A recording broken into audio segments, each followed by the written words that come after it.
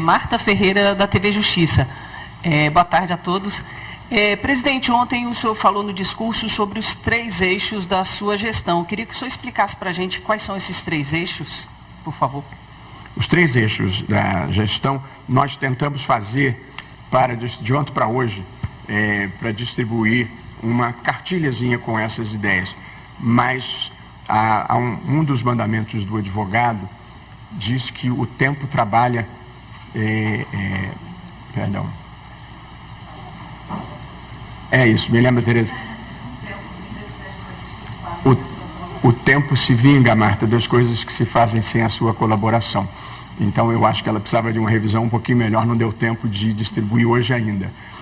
Mas eu imagino que até o dia 3 a gente possa ter uma cartilha com detalhamento desses 3 eixos. Mas eles basicamente são conteúdo, comunicação e relacionamento.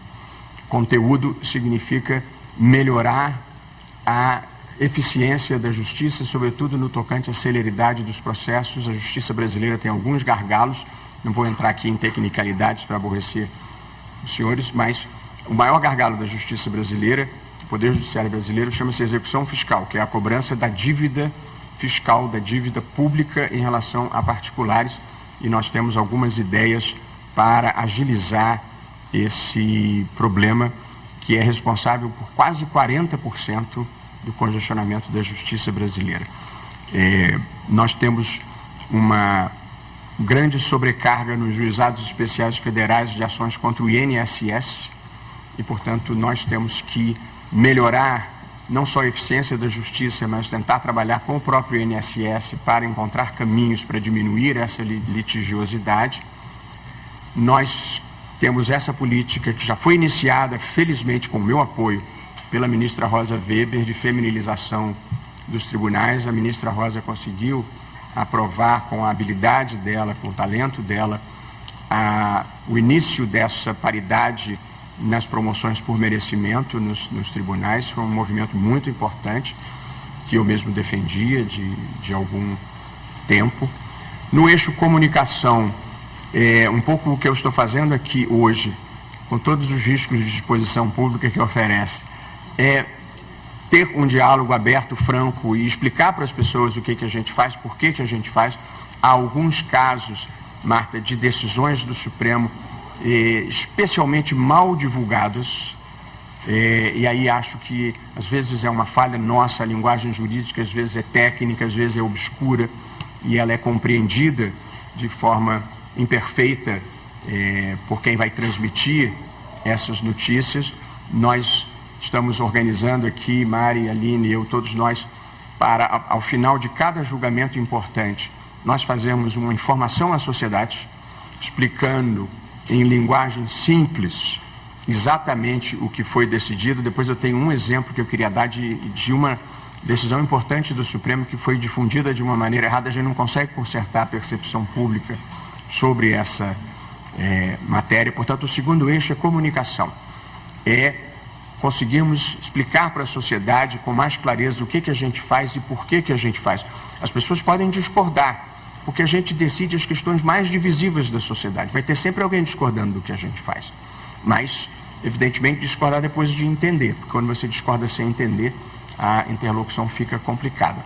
E, por fim, o relacionamento, que está associado à minha ideia de pacificação. Uma coisa que aconteceu no Brasil nos últimos tempos é que as pessoas que pensam de maneira diferente já não conseguem mais conversar sem se insultarem, sem procurar desqualificar o outro. Essa crença de que quem pensa diferente de mim só pode ser um cretino completo a serviço de alguma causa escusa, o que evidentemente não é a melhor maneira de se viver a vida. E, portanto, a pacificação significa as pessoas poderem voltar a conversar sem se ofenderem, sem se insultarem, colocando os seus argumentos na mesa. Vamos pegar um exemplo. Não vou dar exemplo, não, porque é um perigo. Mas, assim, há políticas públicas, juros. Vou pegar uma que está... Então, há uma visão. A taxa de juros elevada protege contra o aumento da inflação. A inflação penaliza imensamente as pessoas mais pobres e, portanto, é uma boa política pública. Uma visão. A outra visão, uma taxa de juros muito elevada dificulta o investimento isso atrapalha a retomada da economia e, portanto, nós precisamos crescer para distribuir renda e os juros altos atrapalham. Eu falei duas visões de mundo diferentes, não estou nem dizendo qual que eu acho correta, mas esses são argumentos que você coloca na mesa e debate. Não é preciso insultar o outro, nem desqualificar o outro para fazer esse debate.